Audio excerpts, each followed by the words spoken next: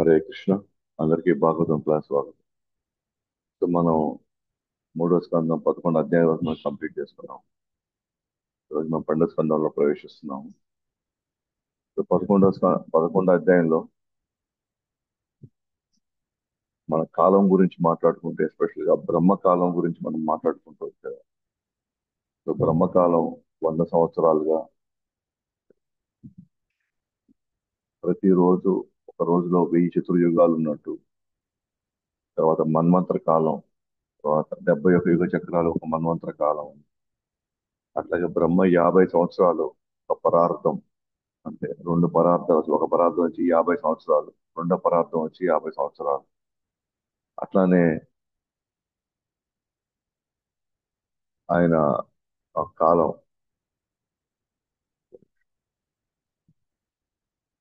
ఒక మొదటి కల్పం వచ్చి బ్రహ్మకల్పం. అంటే మొదటి పరార్థం అంటే 50 సంవత్సరాలు, మొదటి 50 సంవత్సరాల్లో మొదటి రోజు, దానికి ఒక పేరు ఉంటుంది అన్నమాట. దాని పేరు వచ్చేసి బ్రహ్మకల్ప అని. అలాగే రెండవ రోజు వచ్చేసి పాద్మకల్ప అని. రెండవ పరార్థం అంటే 50 సంవత్సరాలు,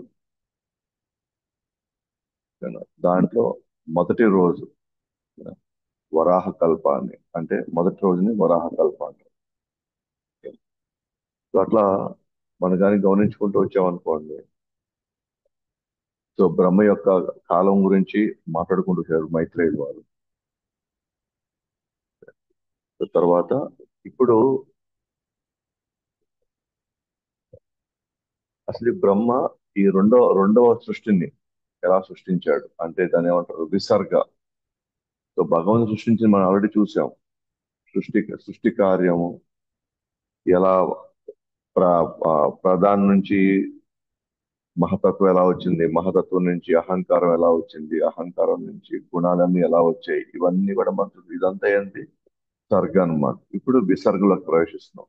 అంటే బ్రహ్మ సర్గ తర్వాత విసర్గ, రెండవ సృష్టిని భగవంతుడు ఆర్డర్ ఇచ్చినటువంటి ఈ పదార్థాలని, అంటే ఇంద్రియాలు, ఇంద్రియార్థాలు, ఆడక్కడ జీవులు ఉన్నారు, తర్వాత పంచభూతాలు ఉన్నాయి, అన్ని ఉన్నాయన్నమాట. వాటిలో నుంచి ఆయన ఎట్లా లోకాలు సృష్టిస్తాడు, లోకాల్లో వివిధ మళ్ళీ ఆశ్రమాల్లో ఎలా వర్ణాలు సృష్టిస్తాడు, ఇవన్నీ కూడా సో బ్రహ్మ యొక్క విసర్గ. అంటే రెండవ దాని కొనసాగింపు కాదు, సర్గ యొక్క కొనసాగింపు విసర్గ. సో దాని గురించి మనం ఈరోజు 12 అధ్యాయంలో చూస్తాం అన్నమాట. సో మొదటగా బ్రహ్మ ఈ భౌతిక ప్రపంచాన్ని సృష్టించే క్రమంలో, సో బ్రహ్మ మొదట అజ్ఞానాన్ని సృష్టిస్తాడు. ఎందుకంటే అజ్ఞానం సృష్టిస్తేనే జీవుడు ఇక్కడ బ్రతకగలుగుతాడు, హ్యాపీగా ఉండగలుగుతాడు. ఎందుకంటే అతను కోరుకున్నాడు కదా, మనం మొదట చెప్పుకున్నాం. జీవుడు భగవంతుడిని భగవంతుడి నుంచి స్వతంత్రంగా ఆనందంగా ఉండాలనుకున్నాడు. భగవంతుడి నుంచి స్వతంత్రంగా అంటే తనకు భగవంతుడు కానీ గుర్తొచ్చాడు అనుకోండి, తనకి భగవంతుకున్న సంబంధం కానీ గుర్తొస్తే తను ఎప్పుడు హ్యాపీగా ఉండలేడు. ఎందుకంటే నాకంటే ఇక్కడ శక్తిమంతుడు ఇంకోడు ఉన్నారు, నాకంటే అనుభవించేవాడు ఇంకోడు ఉన్నాడు గుర్తొచ్చినప్పుడు జీవుడు, అరే తనలాగా నేను ఆనందపడలేకపోతున్నానే, తనలాగా నేను నేను సంతోషంగా ఉండలేకపోతున్నాననే అశాంతి అతనిలో ఉండడం వల్ల అతను ఇక్కడ ఆనందంగా ఉండలేడు. కాబట్టి మొట్టమొదటి ఏం చేయాలి అని అంటే, ఈ లోకాన్ని అజ్ఞానంతో సృష్టించాలి. అంటే ఎంటర్ అయ్యేవాడు ఎవడు అజ్ఞానంతోనే ఉండాలి ఇక్కడ ఫస్ట్ ఎంటర్ అయినప్పుడు. ఎందుకంటే తనే కోరుకున్నాడు భగవంతుడికి మించి నేను ఆనందంగా ఉండాలి అని. కానీ భగవంతుడు చెప్పాడు, నన్ను నన్ను దాటి నన్ను వదిలి నువ్వు హ్యాపీగా ఉండలేవు అన్నప్పుడు. కానీ మనం అప్పుడు ఆ మాట వినలేదన్నమాట. అందుకే మనం ఆనందంగా ఉండాలి అని అంటే, నాకు నేను ఎవరిని వచ్చానో నేను ఎవరి వచ్చానో అతను శక్తివంతుడిగా ఉండకూడదు, అతను అనుభవించకూడదు. కాబట్టి జీవుడు అజ్ఞానంలోకి తీసుకురావాల్సి వచ్చింది బ్రహ్మ జీవుడిని. కానీ యాక్చువల్గా జీవుడు అజ్ఞాని కాదు, ఆత్మ యాక్చువల్గా అత్యంత జ్ఞానవంతుడు అన్నమాట. తనకు తెలుసు పూర్తిగా నేను భగవుడి యొక్క అంశనని, భగవంతుడు నా శాశ్వతమైన తండ్రి అని, నేను ఎప్పుడు భగవంతుడి దగ్గరే ఉంటే నేను ఎంతో ఆనందంగా ఉంటానని జీవుడికి తెలుసు. కానీ ఆత్మకు తెలుసు. కానీ ఎప్పుడైతే ఆత్మ భగవంతుడి యొక్క సేవని మరుస్తుందో ఆటోమేటిక్గా అజ్ఞానంలోకి వెళ్ళిపోతాడు. కాబట్టి బ్రహ్మ ఇక్కడ అజ్ఞానం సృష్టించాల్సి వచ్చింది. కానీ మీరు కానీ గమనిస్తే శుద్ధ భక్తులు ఎప్పుడు ఇక్కడికి వస్తారో వాళ్ళ మీద అజ్ఞానం ప్రభావం ఉండదు. వాళ్ళు ఇక్కడికి వచ్చిన తర్వాత కూడా వాళ్ళ కృష్ణుడి అంశాలుగానే వాళ్ళకి గుర్తుంటుంది. వాళ్ళు ఎప్పుడు ఎరిగి ఉంటారు. అంటే ఈ ప్రపంచం వచ్చిన వాళ్ళందరూ అజ్ఞానులు ఏం కాదు. ఎవరైతే భగవంతుడిని మర్చిపోవాలి, భగవంతుడికి మించి ఆనందంగా ఉండాలని కోరుకున్నారో వాళ్ళ మాత్రమే అజ్ఞానం ప్రవేశిస్తుంది. కానీ ఎవరైతే శుద్ధ భక్తులు ఉంటారో వాళ్ళు అజ్ఞానం ఉండదు. వాళ్ళు ఎవరైతే దిగి వస్తారో పైలోకం నుంచి వాళ్ళ అజ్ఞానం ఉండదు. అంటే వాళ్ళ మీద అజ్ఞానం అనేది పనిచేయదు. సో కాబట్టి బ్రహ్మ మొట్టమొదటగా ఈ సృష్టిలో మొత్తం ఫస్ట్ ఏం చేస్తాడంటే అజ్ఞానాన్ని ప్రవేశింపజేస్తాడు. ఎప్పుడైతే అజ్ఞానం ప్రవేశింపజేస్తాడో ఆటోమేటిక్ గా మన ఉనికిని మనం మర్చిపోతాం అన్నమాట. మన స్థానాన్ని మనం మర్చిపోతాం. మనకి భగవంతుతో ఉన్న సంబంధాన్ని మనం మర్చిపోతాం.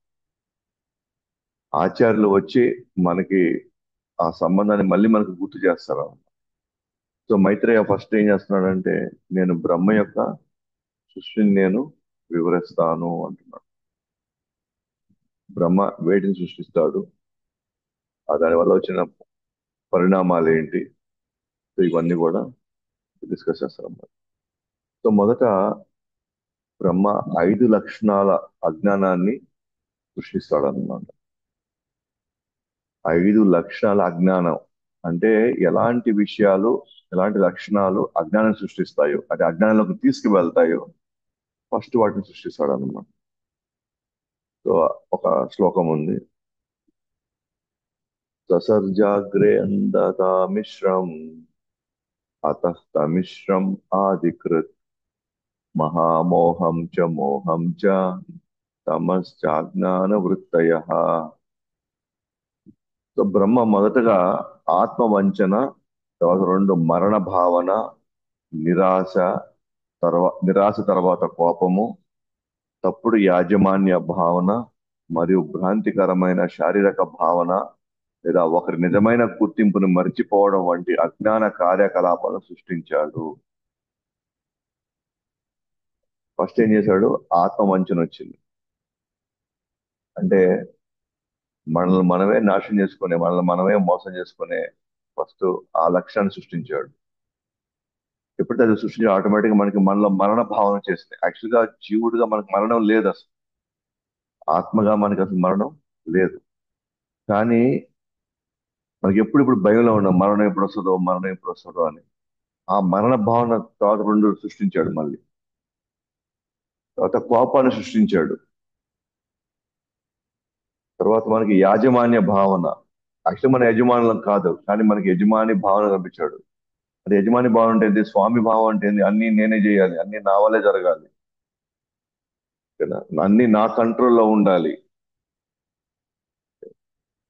తర్వాత భ్రాంతికరమైన శరీర భావన వచ్చాడు, నేను శరీరాన్ని అని. ఎప్పుడైతే ఇవన్నీ మనకు వచ్చాయో, ఇవన్నీ ఒకటో సృష్టించబడిందో ఆటోమేటిక్గా మన స్వరూపాన్ని మనం మర్చిపోయాం. ఏంటి మన నిజమైన స్వరూపం? నేను భగవంతుడి యొక్క అంశాన్ని అనే విషయాన్ని మనం మర్చిపోయాం. ఇక్కడికి వచ్చిన తర్వాత నేను ఆడ, నేను మగ, నేను పలానా వాళ్ళకి తల్లిని, నేను పలానా వాళ్ళకి కొడుకుని, నాది పలానా కులం, నాది పలానా మతం, లేదా నేను పలానా దేశం, పలానా ప్రాంతం, అంటే ఈ ఐడెంటిటీలో మనం ఆగిపోయాం అన్నమాట. కానీ ఇవేవి మనవి కానే కాదనమాట. ఇవేవి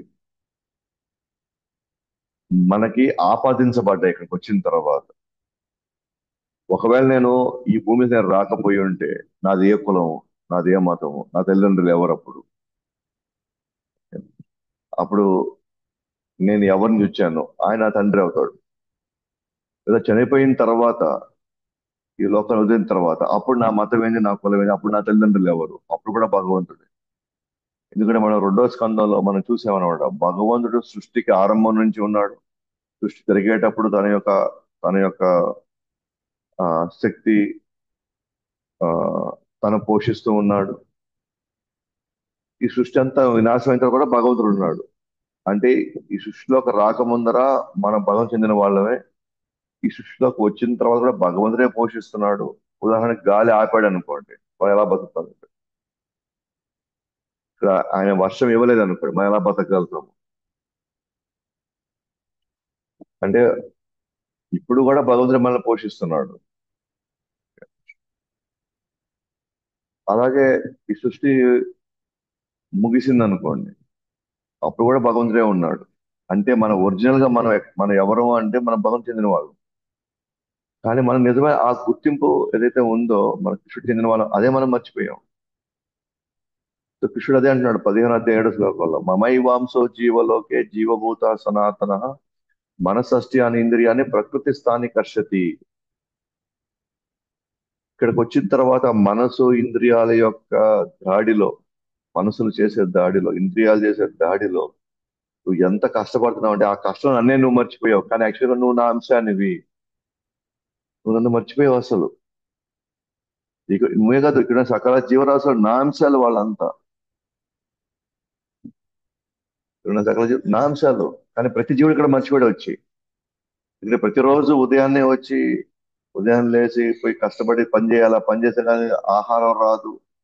ఈ మధ్యలో మళ్ళీ సంబంధాలు, బంధువులు, స్నేహితులు, బిడ్డలు, కార్యకలాపాలు అన్నిటిలో ఈ మనసు ఇంద్రియాలు, వీటి వీటి యొక్క ప్రభావం కారణంగా మనిషి అనేవాడు తాను ఎక్కడి నుంచి వచ్చాడే మర్చిపోయాడు అసలు.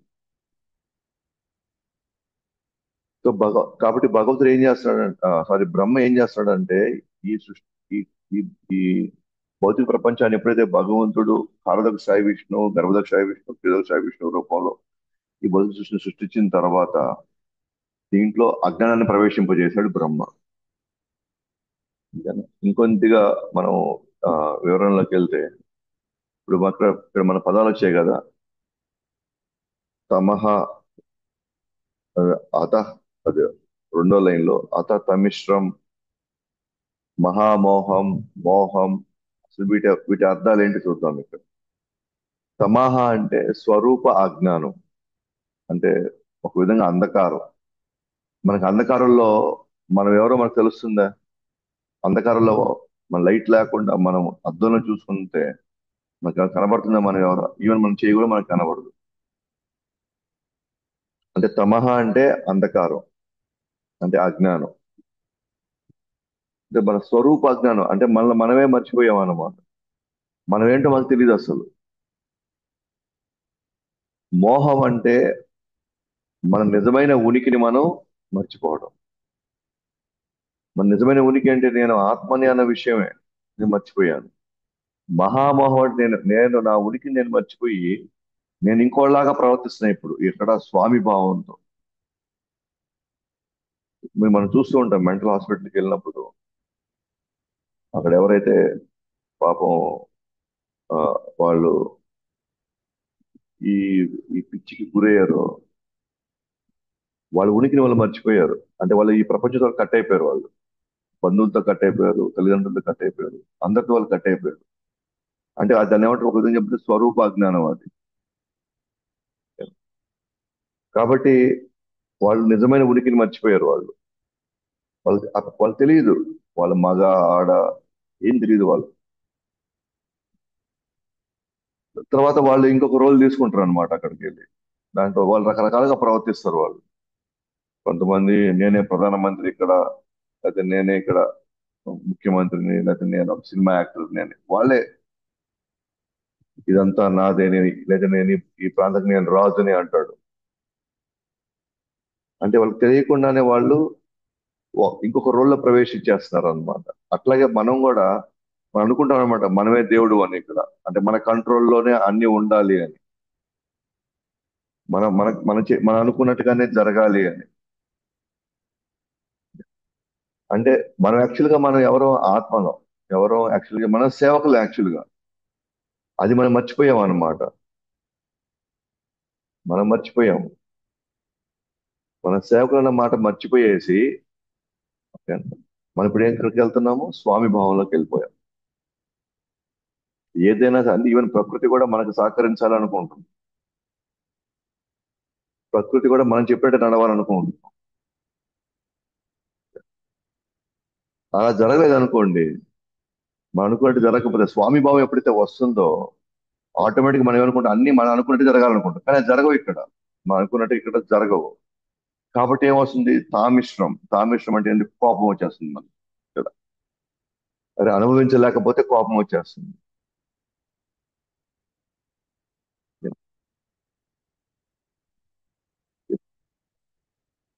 సేవకుడు కోపడ్డ ఇప్పుడు, ఎందుకంటే తను రెడీగా ఉన్నాడు అనమాట. ఏదొచ్చినా మనం చేయాల్సిందే కదా, ఏదొచ్చినా మనం సహించాల్సిందే కదా, మనం భరించాల్సిందే కదా.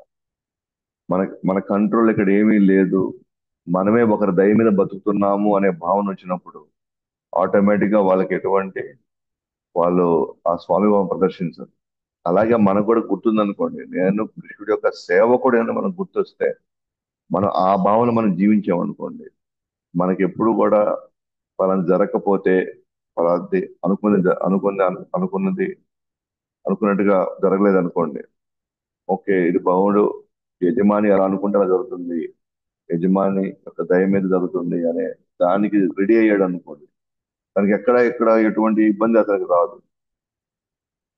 కానీ మనకు ప్రాబ్లం ఏంటి అని అంటే, అనాది కాలంగా ఇలాంటి భౌతిక ప్రపంచంలోకి అనేక సార్లు మనం ప్రవేశించి అనేక రూపాల్లో అజ్ఞానాన్ని విపరీతంగా ఇంకా ఇంకా ఇంకా ఇంకా పెంచుకున్న తర్వాత, అజ్ఞానం వల్ల మనకి స్వామి భావం వచ్చి మనం అనుకున్నట్టుగా జరగాలి అనుకున్న ఆ యొక్క ఆ ఆ స్వభావం ఏదైతే ఉందో అది ఎప్పటికీ ఇక్కడ జరగదు అనమాట. నేను అనుకున్నట్టే జరగాలి అనేది. కాబట్టి ఖచ్చితంగా అతను ఇక్కడ అదే ఆవేశానికి గురి అవ్వాలా, ఒకసారి దుఃఖానికి గురి అవ్వాలి, చాలా చాలా ఇబ్బందులకు గురవ్వాల్సి వస్తుంది. తర్వాత అంధతామిశ్రం. అంధతామిశ్రం క్రోధం వల్ల వచ్చు అచేతన స్థితి. అచేతన స్థితి అంటే ఏంటి అంటే, తాను శరీరము అనే భావంలోకి వెళ్ళిపోవాలి. శరీరానికి చేతన లేదు, ఆత్మకు మాత్రమే చేతన ఉంది. మనం కూడా కోపంలో మనం ఎలా ప్రవర్తిస్తుంటే అలా ప్రవర్తిస్తాం కదా మనం. మనం మనం ఎవరు, మనం ఎటువంటి మాట అంటున్నాము, మనం ఎటువంటి స్థితిలో ఉన్నాం అనేది మనం మర్చిపోతాం మనం. అలా ఇక్కడ ఈ అంధతామిషం వల్ల మన శరీరంలో ఉన్న శరీరమే మనం అన్నట్టుగా మనం ఆలోచిస్తాం మనం. సో ఇది, ఈ 5 లక్షణాలు అజ్ఞానానికి దారి తీసాయి. మనం భగవంతుడిని మర్చిపోవడం జరిగింది. మనకి ఇంకొక ఐడెంటిటీ వచ్చింది. ఇంకొకరు ఎవరో మనతో సంబంధం ఉంది, వీళ్ళతోనే నాకు శాశ్వత సంబంధం ఉంది అనే భావంలోకి మనం వెళ్ళిపోయాం మనం. చూడండి, ఇది ఎంత పెద్ద మాయ అంటే, నిజాన్ని అబద్ధంగా మనం నమ్ముతున్నాం అంటే, లేదా అబద్ధాన్ని నిజంగా అనుకుంటున్నాం. ఇక్కడ ఉన్నటువంటి దేంతో నాకు అసలు సంబంధం లేదు, ఇవన్నీ ఈ సంబంధాల తర్వాత మనలోకి వచ్చాయి, మన మధ్యలోకి వచ్చాయి ఈ సంబంధాలన్నీ. కానీ ఈ సంబంధాలు శాశ్వతంగా ఉంచుకోవాలని మనం ప్రయత్నిస్తున్నాం. కానీ అజ్ఞాన కారణంగా ఈ సంబంధాలు శాశ్వతంగా ఉండాలని మనం కోరుకోవడం ఎంత పెద్ద అబద్ధం అది. ఎందుకంటే ఇక్కడ ఏ సంబంధాలు శాశ్వతంగా ఉండవు, కానీ ఉండాలని చెప్పేసి మనం ప్రయత్నించే క్రమంలో అవి ఉండవు గనుక మనకి కోపం వచ్చేస్తుంది, నిరాశ వచ్చేస్తుంది, మనకి బాధ వచ్చేస్తుంది.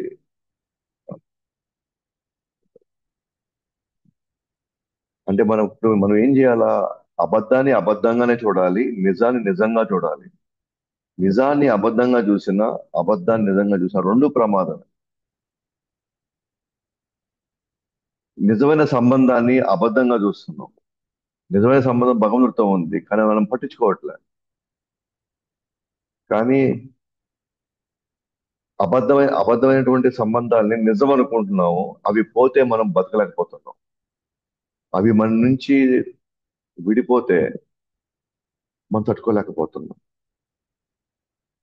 అజ్ఞాన కారణంగా మనం ఏం చేస్తున్నాం? నిజాన్ని అబద్ధంగా చూస్తున్నాం, అయితే శాశ్వతమైన విషయాన్ని అశాశ్వతం అనుకుంటున్నాము, అశాశ్వత విషయాల్ని శాశ్వతం అనుకుంటున్నాం. ఇదే అజ్ఞానం అంటే.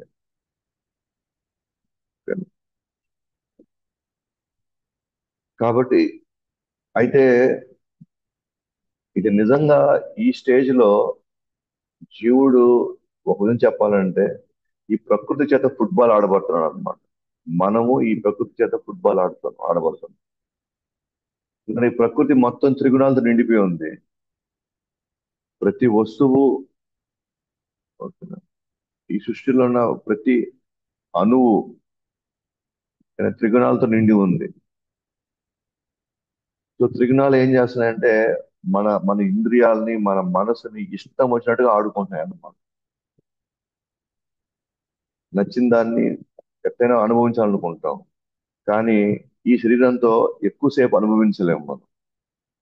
దానివల్ల నిరాశ వచ్చేస్తుంది, కోపం వచ్చేస్తుంది. దానివల్ల ఇంకా ఇంకా ఇంకా ఇబ్బందులకి, కష్టాలకు గురవుతూ ఉంటాం. అయితే బ్రహ్మకి పాపం, అరే నేను ఇప్పుడు అజ్ఞానం సృష్టించాల్సిన పరిస్థితి నాకు వచ్చిందే. ఈ అజ్ఞానం వల్ల జీవుడు పాపం ఎన్ని రకాలుగా అతను అనుభవించబోతాడు, నరకం అనుభవించబోతాడే ఈ ఈ ఈ బతుకు సృష్టిని. తన కూడా బాధతో ఈ ఈ అజ్ఞానం సృష్టిస్తున్నాడు అనమాట. అందుకే ఇప్పుడు రాష్ట్ర ఆయన చెప్తున్నాడు అనమాట, సృష్టిలోనే పాపపు స్వభావం చేస్తున్న బ్రహ్మకు అసంతృప్తి చెందాడు. భగవంతుడిపై ధ్యానంతో మనసుని పవిత్రీకరించుకున్న బ్రహ్మ సృష్టి కొనసాగించడం ప్రారంభించాడు. తనకు అసంతృప్తి ఉంది, అరే నేను పోయి అజ్ఞానం సృష్టించాల్సి వచ్చిందే అని. ఈ అజ్ఞానం వల్ల ఇప్పుడు జీవులు పాపం ఎన్ని బాధ అనుభవించబోతున్నారు.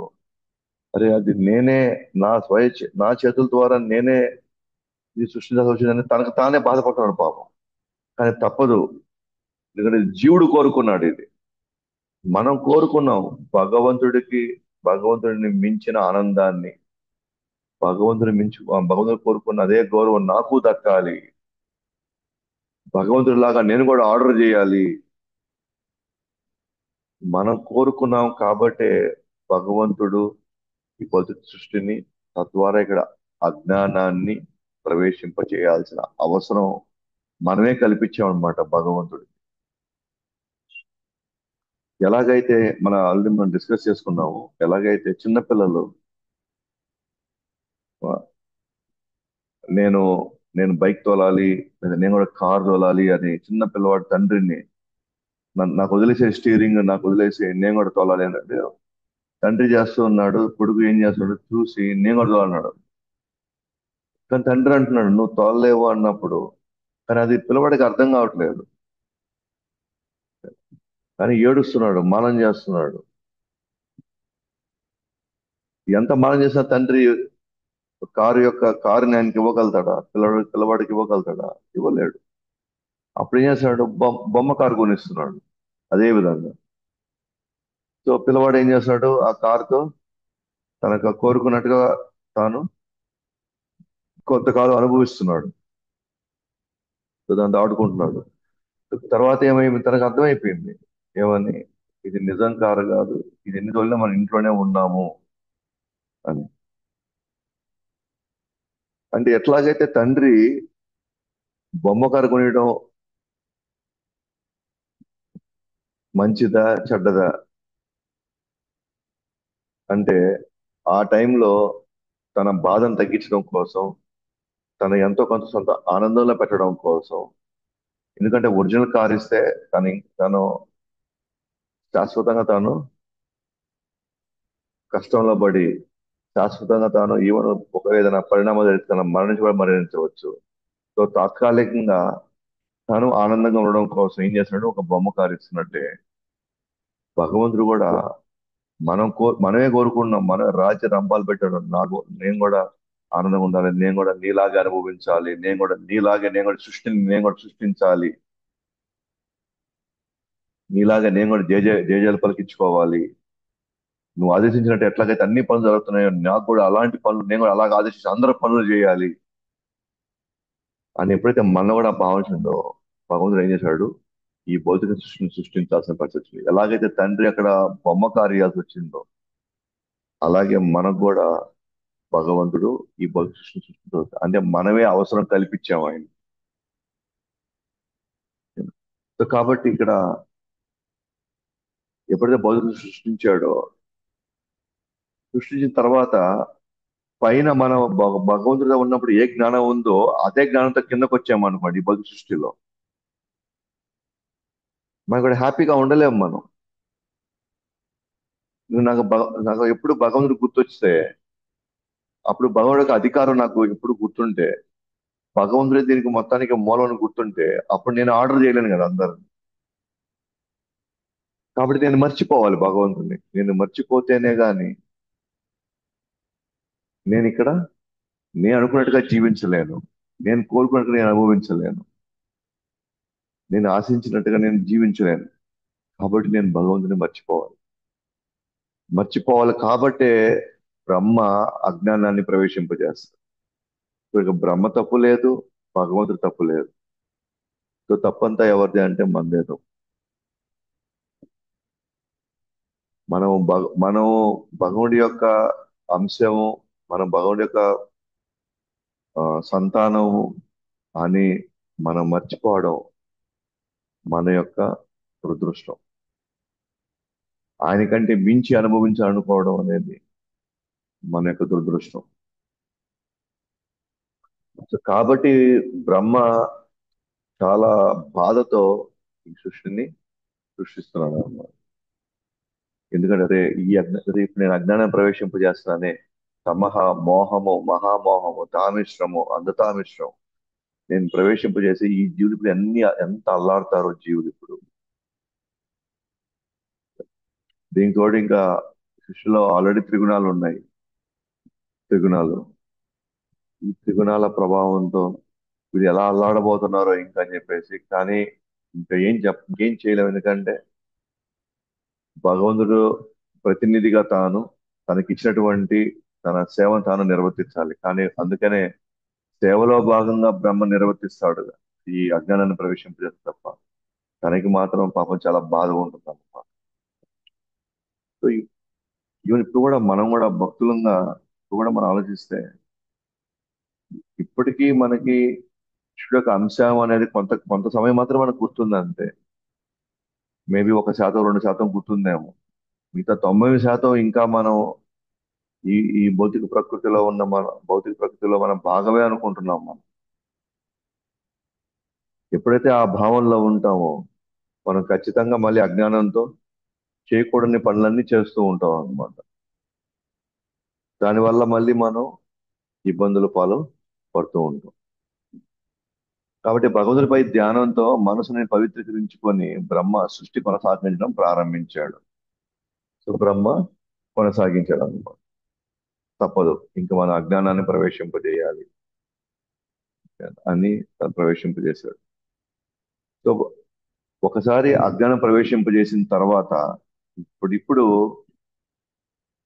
ఇప్పుడు జీవుల్ని, ముఖ్యంగా ప్రజాపతులు, అంటే వివిధ జీవుల్ని సృష్టించడానికి కొంతమంది ప్రజాపతులను సృష్టించారు. ప్రజాపతి అంటే వాళ్ళ ద్వారా అనేక మంది జీవుల్ని ప్రవేశింపజేయడం అన్నమాట ఈ సృష్టిలో వివిధ రూపాల్లో. కాబట్టి మొత్తం బ్రహ్మ కుమారులను సృష్టించాడు మొట్టమొదటిగా. నాకు తెలుసు బ్రహ్మ నలుగురు కుమారులు: సనక, సనాతన, సనందన, సనత్ కుమారులు. నలుగురు కుమారులు. ఫస్ట్ వాళ్ళని సృష్టించి ఎందుకంటే మీరు ఇంకా సంతానాన్ని ఉత్పత్తి చేయండి, ఇంకా ఎక్కువ మందిని ప్రవేశింపజేయండి ఈ లోకంలోకి అని చెప్పి సృష్టించాడు.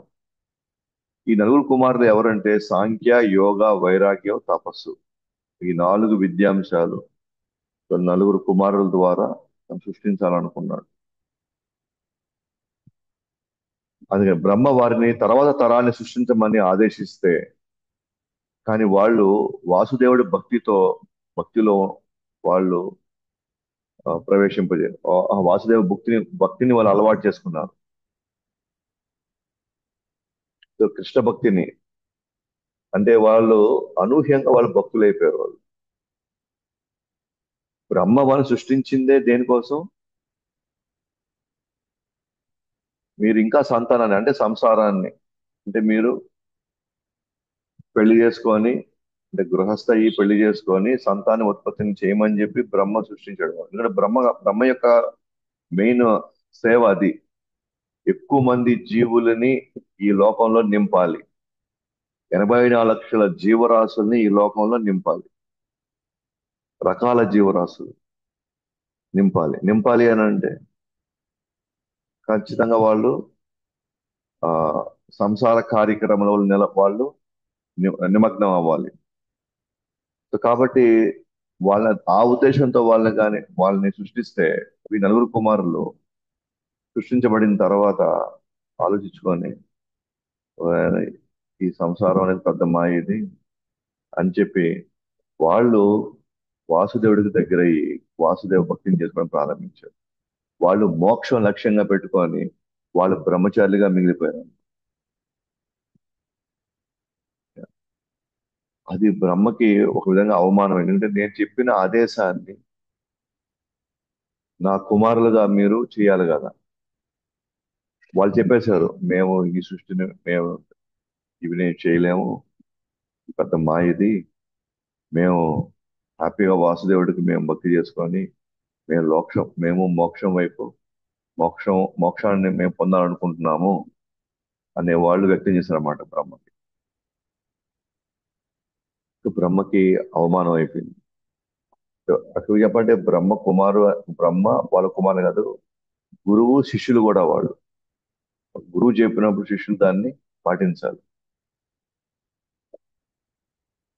అంటే మొట్టమొదటిసారిగా ఇక్కడ మీరు కానీ గమనిస్తే శిష్యుల్లో ఎప్పుడు కూడా గురువు ఆజ్ఞలను అసలు ఉల్లంఘించకూడదు. కానీ ఇక్కడ అదే వాళ్ళు శిష్యులుగా కావచ్చు లేదా కుమారులుగా కావచ్చు, వాళ్ళు మొట్టమొదటిసారి గురువు యొక్క ఆజ్ఞని వాళ్ళు ఉల్లంఘించారు. తండ్రి యొక్క ఆజ్ఞల్ని వాళ్ళు ఉల్లంఘించారు. యాక్చువల్ గా వాళ్ళు పతనం కావాలి. ఎందుకంటే గురువు యొక్క ఆజ్ఞలను కానీ ఎప్పుడు ఎవరైతే ఉల్లంఘిస్తారో వాళ్ళ భక్తిలో ముందుకు వెళ్ళలేరు. వాళ్ళు భక్తిలో పతనం అవుతారు. కానీ బ్రహ్మ కుమారులు వాళ్ళ మీద ఎటువంటి ప్రభావం లేదు. వాళ్ళు గురువు ఆజ్ఞని బాహ్యంగా చూస్తే వాళ్ళ గురువు ఆజ్ఞని వాళ్ళు ఉల్లంఘించినట్టుగా ఉంది. కానీ యాక్చువల్ గా వాళ్ళు గురువు ఆజ్ఞను ఉల్లంఘించవచ్చు. మనం కూడా ఒక్క విషయంలో గురువు ఆజ్ఞను మనం ఉల్లంఘించవచ్చు. మిగతా ఏ విషయంలో కూడా మనం గురువు ఆజ్ఞను ఉల్లంఘించడానికి అవకాశమే లేదు.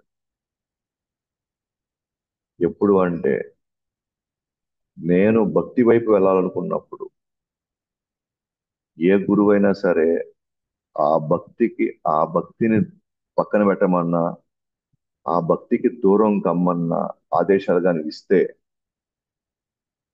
ఆ ఆజ్ఞని మాత్రమే మనం ఉల్లంఘించవచ్చు.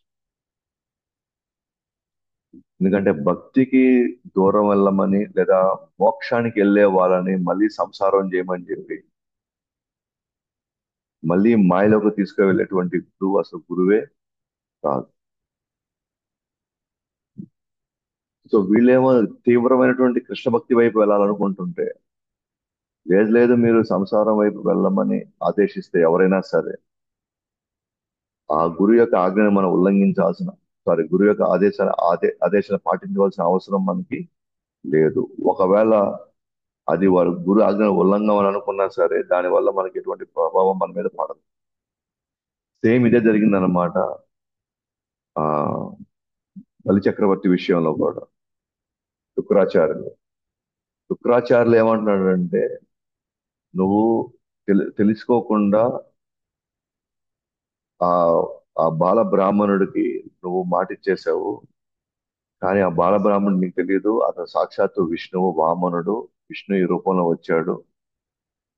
నువ్వు ఏదో ఒక విధంగా చెప్పి నువ్వు మూడు మూడు స్థానాలు తను అడిగాడు కదా, నువ్వు ఆ మాట నిలబెట్టుకోవాల్సిన అవసరం లేదు. అతను అతను సామాన్య వ్యక్తి కాదు, అతను సాక్షాత్తు విష్ణువు. అతను 3 అడుగుల పేరుతో నిన్ను హరించాలనుకుంటున్నాడు నిన్ను. నువ్వు కావాలంటే ఇక్కడ నువ్వు మాట తప్పి ఏదో ఒక విధంగా నువ్వు తను అడిగినటువంటి ఆ 3 అడుగులు నువ్వు ఏదో తొందరపాటులో నువ్వు ఇచ్చేసావు, ఏదో ఒప్పుకున్నావు కాబట్టి దాన్ని ఏదో ఒక విధంగా నువ్వు ఆ, ఏదో ఒక విషయంగా నువ్వు ఏదో విధంగా నువ్వు అతను చెప్పి ఆ, అతను అడిగింది మాత్రం నువ్వు ఇవ్వద్దు అని చెప్పి శుక్రాచార్య చెప్పినప్పుడు గురువు ఆజ్ఞను పాటించాలి కదా. కానీ బలి చక్రవర్తి ఆ మాట పాటించలేదు. తను ఇచ్చిన మాట ప్రకారంగానే, భగవంతుడికి ఇచ్చిన మాట ప్రకారంగా తాను ఆ 3 అడుగులు ఇచ్చి తర్వాత తెలుసు ఆత్మ నివేదనం అనే గొప్ప భక్తి అంగాన్ని తను ప్రదర్శించాడు. తను తాను సమర్పించేసుకున్నాడు. ఆత్మ నివేదన. సో 9 భక్తి అంగాల్లో శ్రవణం, కీర్తనం, స్మరణం, ఇలా ఆత్మ నివేదన అనేది నిజంగా హయ్యెస్ట్ అన్నమాట. సో బలి చక్రవర్తి ఆ విషయంలో తన గురువు మాట ఉల్లంఘించాడు. ఎందుకని ఇక్కడున్న గురువు ఏం చేస్తున్నాడు? భగవంతుడికి ఇచ్చిన మాటను తప్పమంటున్నాడు. భగవంతుడికి దూరం కమ్మంటున్నాడు. అలా ఎవరైనా సరే భగవంతుడి భక్తికి కానీ ఎవరైనా దూరం వెళ్ళమని చెప్పి ఆదేశిస్తే మాత్రం వాళ్ళు ఎటువంటి వాళ్ళైనా సరే వాళ్ళ ఆజ్ఞను మనం ఉల్లంఘించినంత మాత్రాన మనకి ఎటువంటి అపరాధం మనకి ఉండదు అన్నమాట. ఇంకా చాలా మంది మళ్ళీ సందేహాలు ఉన్నాయన్నమాట. ఏంటంటే మేము ఆల్రెడీ దేవతలు, మేము మేము మా కుల దేవతలు, లేకపోతే మా గ్రామ దేవతలు, లేకపోతే మా తల్లిదండ్రులు, మా వంశ దేవతలు అనాది కాలంగా మేము పూజ చేస్తూ ఉంటాం. వాళ్ళకి మేము ఇవి చేయాలి, అవి చేయాలి, లేదా మేము మా తండ్రి గారికి ఇచ్చిన మాట ప్రకారంగా మేము ఇంకా పూజలు మేము కొనసాగించాలి, అవి చేయాలి, ఇవి చేయాలి అని వాళ్ళకి ఆ మనసులో ఉంది. కానీ ఇప్పుడు కొత్తగా మళ్ళీ కృష్ణ భక్తిలోకి వెళ్లితే ఇప్పుడు మన ఆ తల్లిదండ్రుల మాట లేదా వంశాచారం వచ్చి ఇవన్నీ మనం ఉల్లంఘించినట్టు కాదా? లేదా దీనివల్ల మనకి ఏదైనా చెడు పరిణామాలు జరుగుతాయా? లేదా మనము సమాజంలో లేదా మన బంధువుల మధ్య మ- మనం మాట తప్పిన వాళ్ళం అవుతామా మనము? సో ఇలాంటి సందేహాలు మనల్ని పీడిస్తూ ఉంటాయి అన్నమాట.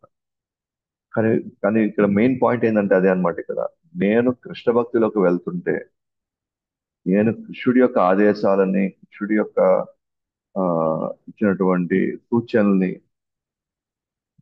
నేను నేను కృష్ణ భక్తిలోకి వెళ్తూ ఉంటే నేను మిగతా ఆజ్ఞలు లేదా మిగతా ఆదేశాలు, అది గురువా లేకపోతే దేవతలా లేకపోతే వంశమా లేకపోతే ఇవన్నీ అవి ఉల్లంఘించినంత మాత్రాన మనకి ఎటువంటి అపరాధం మనకి ఉండదు. ఎందుకంటే మనం వెళ్ళబోయేది యాక్చువల్ గోల్ వైపు.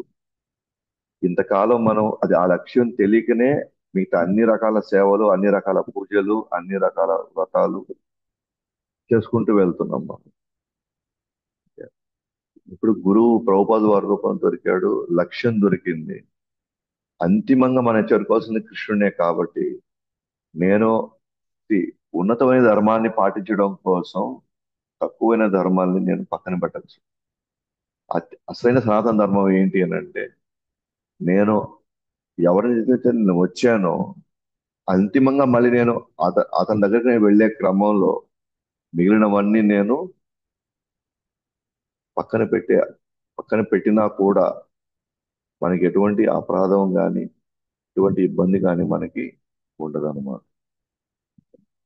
సో ఆ ఉన్న ధర్మాల్లో అత్యంతమైన ధర్మం ఏంటి? భగవంతుడి యొక్క ప్రేమను పొందడమే, శాశ్వతంగా భగవంతు దగ్గర ఉండడమే. కాబట్టి ఎవరైతే మనల్ని కృష్ణుడి కృష్ణుడికి దూరం చేస్తారో, ఆ, కృష్ణుడి యొక్క ఆజ్ఞల్ని పాటించడం కూడా మనం అడ్డుపడతారో మనల్ని, సో వాళ్ళ వల్ల మనకి వాళ్ళు ఎంత పెద్ద వాళ్ళైనా సరే, వాళ్ళు ఎటువంటి వాళ్ళైనా సరే, ఏమో, వాళ్ళ పట్ల మనం అగౌరవంగా కానీ అధర్మంగా కానీ మనం ఏం ప్రవర్తించట్లేదు.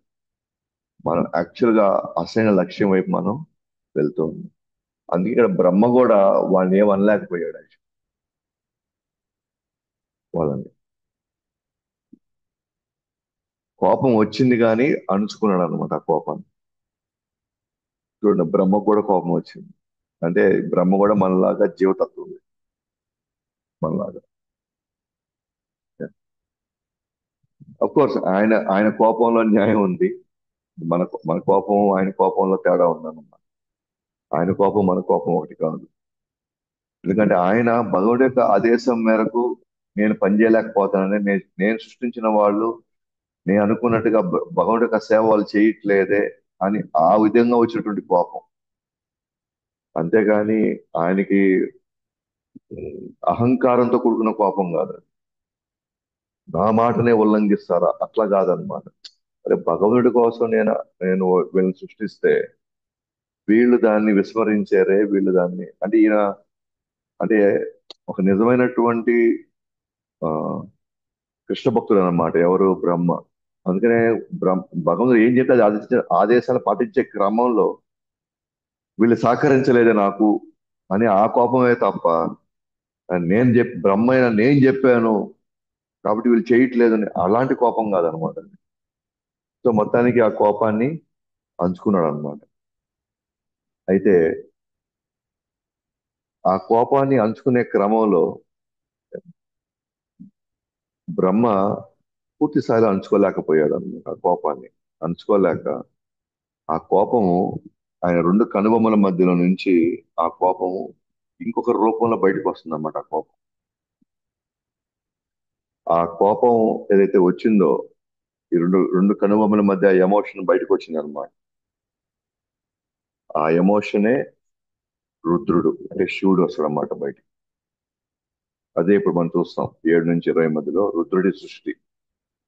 సో శివుడు ఎక్కడి నుంచి వచ్చాడు అని అంటే బ్రహ్మ రెండు కనుబొమ్మల మధ్య నుంచి వచ్చాడు అనమాట. ఇక్కడ బుద్ధితో బ్రహ్మ ఆయన కోపాన్ని అంచుకోవడానికి ఎంత ప్రయత్నించినప్పటికీ కనుబొమ్మల మధ్య నుండి ఒక బులుగు మరియు ఎరుపు రంగుల శిశువు బయటికి వస్తాడు. ఒక శిశువు బయటికి వస్తాడు అనమాట. సో బ్రహ్మ కుమారుల యొక్క వల్ల వచ్చినటువంటి కోపాన్ని ఎంత అంచుకోవాలని ప్రయత్నించాడు. బుద్ధితో అనుకున్నాడు, నేను ఎందుకు కోపడుతున్నాను, కోపడకూడదు కదా. కోపం ఇటువంటి టైంలో ఇలాంటి కోపం వస్తే ఇది అశాంతికి గురవుతుంది అని దాన్ని ఎంత అంచుకోవాలని ప్రయత్నించినా సరే కుదరలేదు. కానీ అల్టిమేట్ గా అది బయటకు వచ్చింది, కానీ రెండు కనుబొమ్మల మధ్య నుంచి బయటకు వచ్చింది. కానీ ఏ రూపంలో వచ్చింది? ఒక శిశువు రూపంలో బయటకు వచ్చింది. ఏ రంగులో ఉన్నాడు? బులుగు మరియు ఎరుపు రంగులో ఉన్నాడు. ఆ శిశువు పేరు ఆ శిశువు వచ్చాడు బయటికి ఫస్ట్. ఆ శిశువు ఏడుస్తూ తనకు పేరు పెట్టమన్నాడు మరియు స్థానాన్ని చూపమన్నాడు. ఆ శిశువు బ్రహ్మను అడిగాడు అన్నమాట, నాకు ఒక పేరు పెట్టలేనన్నా, నేను ఎక్కడ ఉండాలో చెప్పు, నేను ఏం చేయాలో చెప్పు అన్నాడు. బ్రహ్మ ఆ బిడ్డను ఓదారుస్తూ రుద్ర అనే నామకరణం చేశాడు. రుద్ర అంటే కోపము అని, ఆవేశం అని. ఎందుకంటే కోపం నుంచి వచ్చాడు కాబట్టి రుద్ర అనే పేరు పెట్టాల్సి వచ్చింది, పెట్టాడు. 11 స్థానాలు ఇవ్వడం జరిగింది.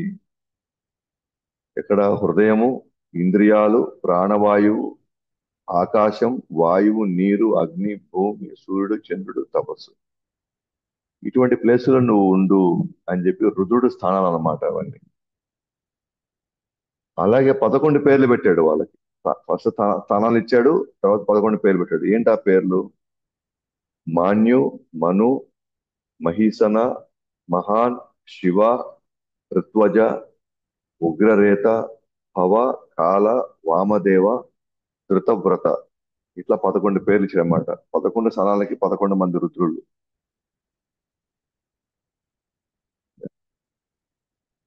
అలాగే 11 మంది రుద్రరాణులు ఇచ్చాడనమాట. రుద్రరాణులు వాళ్ళ పేర్లు ఇచ్చాడు. తి, తృతి, రసల, ఉమ, నియుత్, సర్పి, ఐల, అంబిక, ఐరావతి, స్వద, దీక్ష. సో ఈ స్థానంలో నివసించి భార్యలను స్వీకరించి పెద్ద ఎత్తున సంతానం ఉత్పత్తి చేయమని చెప్పాడు అన్నమాట. బ్రహ్మ రుద్రుడికి ఆదేశించాడు. రుద్రుడు ఆయన సమానమైన బలము, రూపము, స్వభావం గల సంతానం ఉత్పత్తి చేశాడు. ఆ అనంతమైన సంతానం విశ్వమును కబలించాలని ప్రయత్నించారు. బ్రహ్మకు కూడా భయం వేసింది. ఆ రుద్రుడు ఏం చేశాడంటే తనతో సమానమైన బలము, తనతో సమానమైన బలము, రూపము, స్వభావంగా సంతానాన్ని విపరీతంగా ఆయన సృష్టించాడు అన్నమాట. ఈ సంతానం గమ్ముకుంటదా ఇప్పుడు? అంత బలమైన వాళ్ళు కొంచెం భయంకర రూపంలో ఉన్నారు. వాళ్ళు ఏం చేస్తున్నారు? ఈ సంతానం మొత్తం నిండిపోతుంది అనమాట. ఈ విశ్వంలో ఇలాంటి సంతానం వాళ్ళు ఏం చేస్తున్నారు? వాళ్ళ బలంతో వాళ్ళు బ్రహ్మ కూడా భయపెట్టారు అనమాట వాళ్ళు. అంటే వాళ్ళకున్న ఆ బలం, వాళ్ళ ఆ రూపం చూసి బ్రహ్మకే భయం వేసింది. వెంటనే ఇంకా బ్రహ్మ రుద్రుడితో ఏమన్నాడంటే, ఇలాంటి సంతానం సృష్టించాల్సిన అవసరం లేదు. దయచేసి మళ్ళీ తపస్సు చేయడం వలన మంగళకరం అవుతుంది. జీవులకు ఆనందం ఇవ్వగలవు. విశ్వం మళ్ళీ సృష్టించగలవు. భగవంతుని తెలుసుకోగలవు అని చెప్పి మళ్ళీ రుద్రుడిని పంపించాడు అనమాట. బాబు, ఇలాంటి సంతానం అయితే మనకు అసలు వద్దు. నీతో సమానంగా వాళ్ళు బలం కానీ, నీతో సమానమైనటువంటి రూపాన్ని కానీ, అలాంటి స్వభావం గల సంతానం వస్తే వీళ్ళు మొత్తాన్ని నాశనం చేసేస్తారు. వద్దొద్దు, ఈ సంతానం వద్దు. నువ్వు ప్రస్తుతానికి వెళ్ళి నువ్వు తపస్సుకి వెళ్ళిపో. తపస్సుకి వెళ్ళి నువ్వు తపస్సు చేసుకొని నీ మనసును పవిత్రీకరించుకొని నువ్వు మళ్ళీ తర్వాత నువ్వు మళ్ళీ సంతానం సృష్టించి ప్రస్తుతానికి అది నువ్వు వెళ్ళి తపస్సు చేసుకు వెళ్ళి నువ్వు ఇక్కడ ఉండదు, నువ్వు వెళ్ళిపో అని చెప్పేసి పంపించాడు అన్నమాట. అంటే తను అనుకున్నట్టుగా సంతానం రాలేదు. కాబట్టి ఒక విధంగా రుద్రుడు వల్ల కూడా తను అనుకున్న లక్ష్యం నెరవేరలేదు. ఫస్ట్ బ్రహ్మకుమారుల ద్వారా తను అనుకున్నట్టుగా లక్ష్యం నెరవేరలేదు. అలాగే రుద్రుడిని సృష్టించిన తర్వాత కూడా తను అనుకున్న సంతానం నెరవేర్చలేదు. సో కాబట్టి నెక్స్ట్ ఆలోచించాడు, ఎలా 84 రకాల జీవన సంతానాన్ని ఎలా సృష్టించాలి. ఫస్ట్ రెండు అటెంప్ట్స్ ఫెయిల్ అయిపోయినాయి. కాబట్టి ఆ బ్రహ్మ ఇప్పుడు తన సొంత మనసు నుంచే, తన సొంత శరీరం నుంచే తను ప్రారంభించాడు అన్నమాట. సంతానాన్ని, స్వభావాలని, రకరకాల గుణాలని సృష్టించడం ప్రారంభిస్తాడు. అది మనం రేపు చూద్దాం. సో ఎప్పుడైతే మన బ్రహ్మ ఆదేశించాడో శివుణ్ణి, ఇంక నువ్వు వెళ్ళి తపస్సు చేసుకున్నాయినా ఇలాంటి సంతానం అయితే అసలు వద్దునే వద్దు. అప్పుడు శివుడు ఒప్పుకొని తపస్సు చేయటకు వనానికి వెళ్ళిపోయాడు. సో రేపు మనం చూస్తాము బ్రహ్మ నుంచి ఎలాంటి సృష్టి జరుగుతుందో, ఆయన శరీరం నుంచి, ఆయన మనసు నుంచి, ఆయన ఇంద్రియాల నుంచి ఎలా ఆయన సృష్టిలో వివిధ రకాలటువంటి జీవుల్ని వివిధ స్వభావాలతో ఎలా ఆయన సృష్టిస్తాడో మనం చూస్తాం. అలాగే వర్ణాశ్రమాలు, ఆ, ఆ, రకరకాల లోకాలు, ఇవన్నీ కూడా రేపు చూస్తాం. గ్రంథరా శ్రీమద్ భాగవతం కి జయ. అనంత కోటి వైష్ణవులకి జయ. జగద్గురు శ్రీల ప్రభుపాద్ కి జయ. సాయి గౌతమ్